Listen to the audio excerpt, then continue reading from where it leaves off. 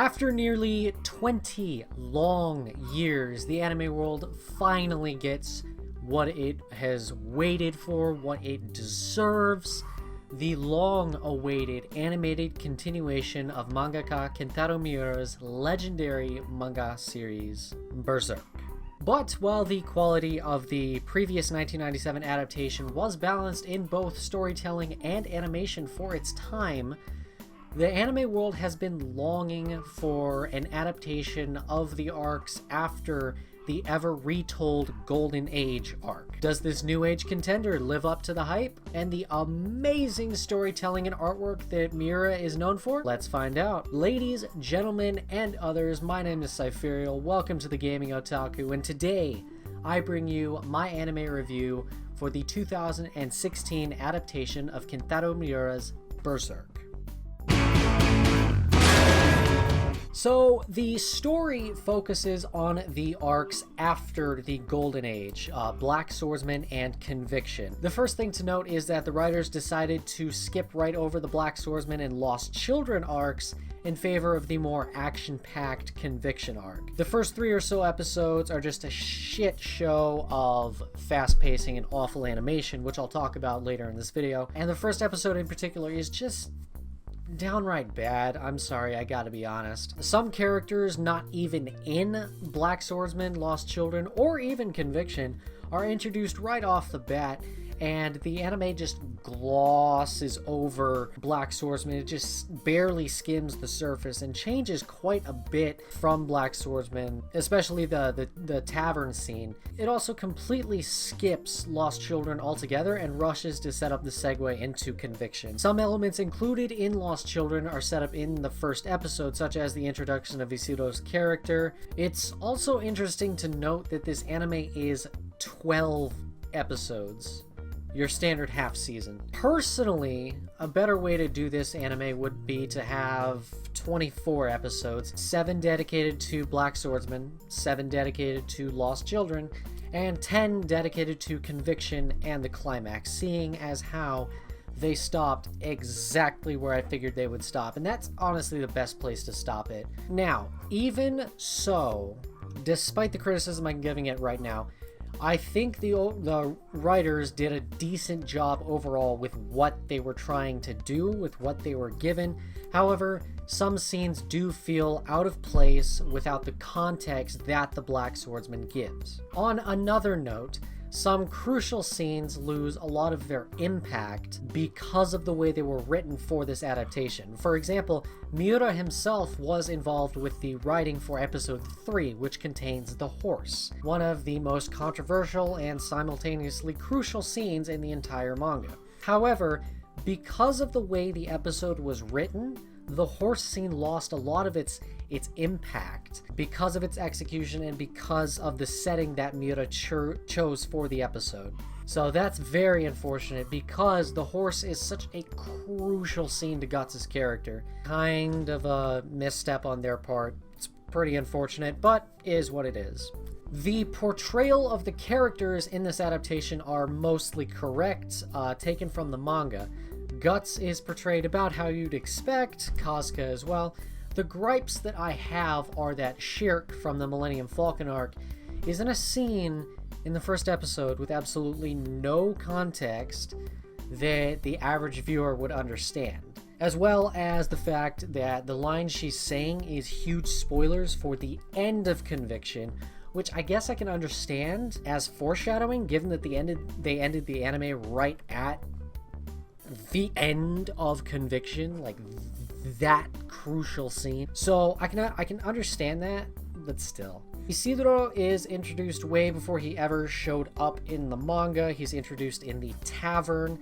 They had to change it to be able to introduce him to set up his character because of the fact that they were going to skip Black Swordsman and Lost Children and go straight into Conviction. So I guess I understand that. I just don't particularly like the way they did it. And Puck is relegated to a comic relief brevity character. On the subject of Puck, yes, I realize that is his role in Conviction onward, but because the anime glossed right over Black Swordsman, the average viewer doesn't get to see that Puck's character actually has a purpose. He's supposed to be the voice of reason. You don't get to see how utterly insane Guts is right after the eclipse. You just don't. And that's fairly unfortunate. Moving on, the portrayals of Serpico and Farnese are actually spot on, which I'm really impressed by given that Serpico is one of the more badass characters in the manga. The only gripe I have towards him is that he has all of 2 badass scenes in the anime. The cliff scene, and then the scene where he just like whips out his sword and Guts blocks it, which is one of the best scenes that Serpico is in Conviction. And that latter scene is obscured by credits. Who thought that was a good... seriously, who thought that was a good thing for them to do? It has nothing to do with the portrayal of the character. It's just the credits just ruin the scene, which I guess would go under like direction or something. I don't know. Finally, Skull Knight. Bad ass portrayal, but he doesn't have enough screen time. He doesn't have as much of a role in Conviction as he does in Millennium Falcon, so that's all on Miura. Moving on, the voice casting for this adaptation was actually very well done. Guts is voiced by Iwanage Hiroaki, his voice actor from the movies, and he does a very good job despite him having relatively few lines in this adaptation overall. Puck is voiced by Mizuhara Kaoru, known to me for her role as Manurea in Mirai Nikki. A lot of people found her voice to be annoying, mainly because for most of the anime, Puck is portrayed as the colloquial chestnut Puck, the chibi rendition of him when he's to be the source of comic relief and brevity for the scene. As a result, the voice for Puck and Chestnut Puck differ in the same way that, for example, Haruhi and Konata differ. We rarely get to hear Puck's actual serious voice, which isn't really a plus. Again, you don't really get to see that Puck's character actually has a purpose, which is very unfortunate. Farnese is voiced by Hikasa Yoko, known to me as Waishni from the Japanese dub of Ruby. Personally, I think she did a fairly great performance as Farnese, although nothing really stands out to me to set her above the rest. Serpico is voiced by Okitsu Kazuyuki, known for his roles as Jonathan Joestar from JoJo's Bizarre Adventure and Seishin Muroi from Shiki. Serpico is one of those characters that is simultaneously like ditzy and badass, and Okitsu really manages to nail down the voice for a character like that, despite the fact that, like Guts, he doesn't have very many lines. Isidoro is voiced by Shimono Hiro, known for his role as Katsuragi Keima in The World God Only Knows. I personally am not too familiar with his voice roles, but for Isidoro's character, I think he did a great job as well. Finally, Skull Knight, voiced by Otsuka Akio, known for his role as Wamu from JoJo's Bizarre Adventure and as Skull Knight from the 3rd Berserk movie as well. Perfect voice actor, dark, mysterious, commanding. I love the choice of voice actor for this character. Again, I wish he had more lines. I wish he had a bigger part in Conviction, but that's not the anime's fault. That's Miura's fault. Hopefully we get to see a hell of a lot more of him in Millennium Falcon. Oh boy, here's the big one. From the studios that brought you TQ and not much else, it's Berserk 2016. Oh god. Kill me now. Personally, I don't know if this was just a gigantic troll or if they really just wanted to try and just run this series into the ground, but holy shit. Why? First thing to note, 2 animation studios, Studio Gemba and Milensipi. Never a good sign, one of which has done sweet FA on their CSV. The other, 8 seasons of TQ. You cannot tell me that somebody thought that this was a good idea. And if you truly believe that, there's the door. All sense of foreboding dread aside, when I heard the series would be done in full CGI, I personally was excited. I imagined Studio Ufotable's Fate series and how well that was animated using CGI. I thought of the Berserk movies, which blended 2D and 3D cell shading, and I thought of the brilliant usage of 3D CGI in David Productions' JoJo's Bizarre Adventure. I was excited, despite what most people thought. But those first 3 episodes, they were garbage. The animation was horrible. utterly horrible. It looked like some 15-year-old got a hold of a copy of Poser Pro and pumped this out for his like Viscom class. Of all the studios that could have been chosen to do Berserk, you pick the studio that has done 8 seasons of TQ.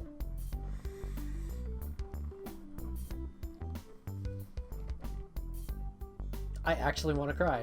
Now, granted, the animation did get way, way, way better for the second half of the series, and they even tried to compensate by throwing in some 2D scenes for the actual events of the anime, not just in flashbacks as they had previously done, but ultimately the animation balances out to just slightly below average for me.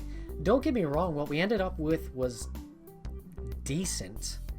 It was decent, but this isn't just some moe trash or horror anime that only got made to make boatloads of money off fat neckbeard weeaboos. This is Berserk. Berserk will never die. Berserk will always have its audience. It will never die. This is Berserk, and damn it, the animation had damn well better at least be able to hold a candle to Kentarou Miura's breathtaking art. Berserk deserved better than what we got. I am sorry, I will say this right now.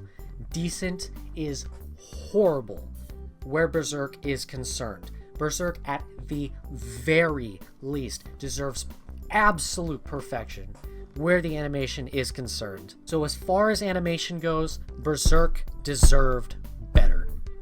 The OP for Berserk 2016 was actually very good. Sure, it doesn't have the horribly pronounced English and the nonsensical verbal nostalgia that Nothing Will Be Wrong does, but to me, Inferno looks, sounds, and feels more like what Berserk should be. Inferno basically recaps the Golden Age arc in a flurry of adequate 2D and 3D animation, and you can obviously differentiate which time period it's in by the animation. 2D for the flashbacks of the Golden Age and 3D for everything else. The visuals were actually not complete garbage, despite what Reddit likes to say, and the song did fit the visuals very nicely. I'm very, very impressed with both the song choice and the overall visuals for the OP.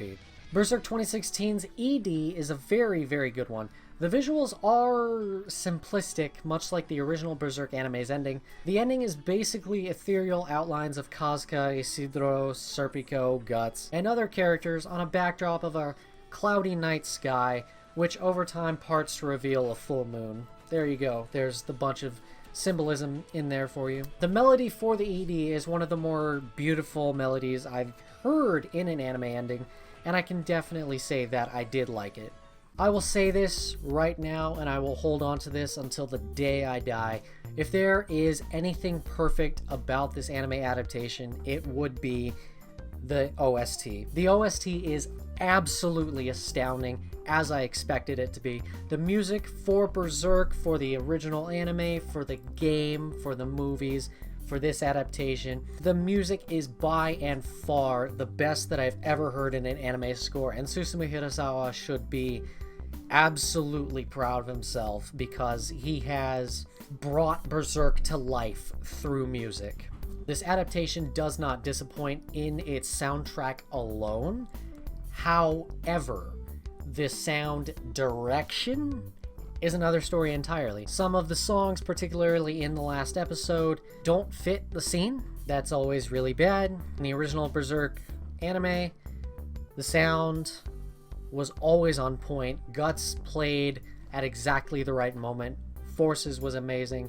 Bailet was amazing. As far as sound direction goes, I'll just let the frying pan take it from here. The soundtrack was absolutely amazing. I only wish they played Hi-Yo a lot more in the anime instead of just like the previews and small little snippets in the last couple of episodes.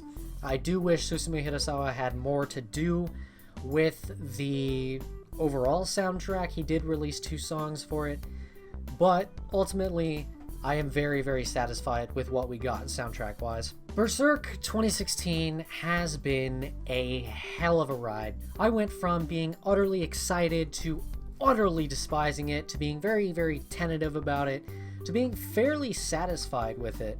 Ultimately, it is not by any means the desirable or ideal adaptation that we all wanted, but I would like to point out that the fact we even got one at all is completely astounding. Awful animation aside, I can definitively say that this adaptation is adequate. Overall, I do pride the anime on its source material and its soundtrack, and the fact that the two animation studios managed to save the second half by pulling their heads at least halfway out of their asses.